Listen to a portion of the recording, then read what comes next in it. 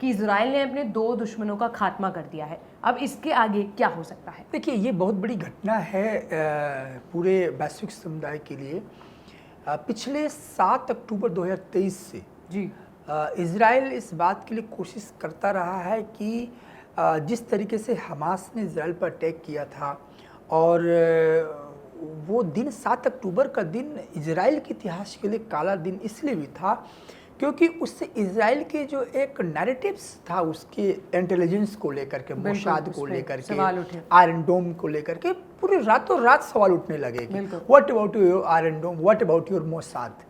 Mossad के बारे में हम जानते हैं, कहा जाता है कि नहीं, वो दुश्मन को टारगेट करके कहीं भी दुश्मन को मार देता है। इन सब सवालों को लेकर के इज़राइल अपनी कॉम्पिटेंसी को लेकर के दुनिया से सामने से लड़ता रहा है, और हमास के साथ कंटिन्यूस पिछले 7 अक्टूबर 2023 से लेकर आज तक उसने हमास से कंटिन्यू लड़ाई लड़ी, और सिर्फ हमास से नहीं लड़ी बल्कि हमास के साथ हुती, यमन और लेबनान में हिजबुल्लाह के साथ ये पूरा प्रॉक्सी वॉर चलता रहा है, सपोर्टेड बाय ईरान। हुआ क्या कि इस्माइल हानिया जो हमास के चीफ थे, उनको इज़राइल आज असैसिनेट कर देता है। और वो जो, और सबसे बड़ी बात ये कि जगह क्या थी, जगह ये थी कि ईरान है। ईरान में जो नए राष्ट्रपति है पेजेश्कियान के शपथ समारोह में इस्माइल हानिया वहाँ पहुँचते हैं और उनको इज़राइल लोकेट करता है, फिर मिसाइल के थ्रू मारता कहाँ पर है, आप समझिए कि जहाँ पर राष्ट्रपति का निवास है वहाँ से 60 मीटर 70 मीटर दूर ही वहाँ पर लोकेट करके उनको मारा जाता है।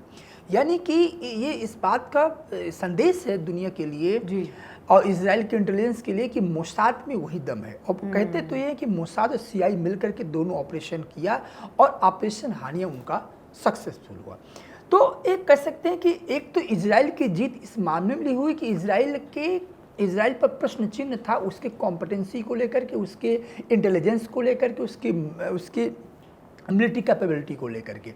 और जिस तरीके से 9 महीने में, जैसे मैं हमेशा कहता आया हूँ कि जब रशिया यूक्रेन वॉर स्टार्ट हुआ था तो लोगों ने कहा कि रशिया एक सप्ताह में यूक्रेन को ख़त्म कर देगा और यूक्रेन को जीत लेगा। ऐसे ही 7 अक्टूबर को जब युद्ध स्टार्ट हुआ था तो ऐसे इजराइल के बारे में कहा जाना कि हमास क्या है, ये तो गाजा स्ट्रिप में छोटी सी जगह इनका वो है, और ये तुरंत 2 ही 3 दिन में हमास ख़त्म हो जाएगा।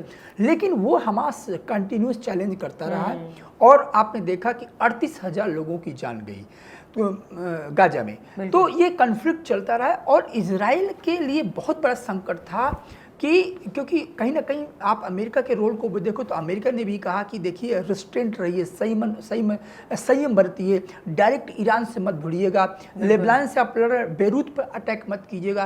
तो कहीं ना कहीं अमेरिका भी नहीं चाहता था कि इज़राइल ओपन फ्रंट में आए, क्योंकि ओपन फ्रंट में कई देशों के साथ, स्पेशली ईरान के साथ यदि लड़ाई छिड़ गई तो ये 3rd वर्ल्ड वॉर में चेंज हो सकता है। क्योंकि आज भी देखिए आप कि कतर ने अपना रिएक्शन किया कि ये बहुत बड़ा गलत हुआ और इस्माइल हानिया के साथ, और ऐसा नहीं होना चाहिए, और इसका हम जवाब देंगे। दूसरा, चाइना ने इसका वो किया, विरोध किया।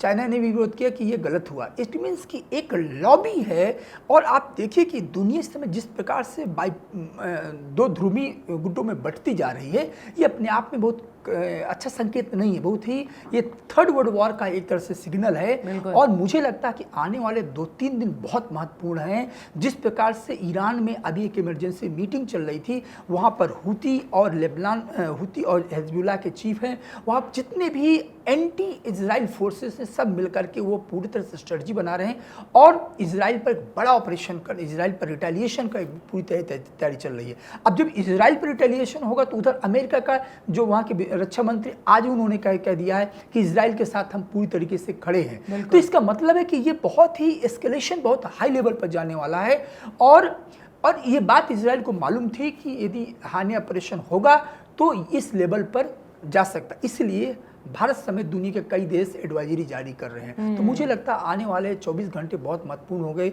ये समझने के लिए कि ये जो चिंगारी है कहाँ तक आगे जाएगी।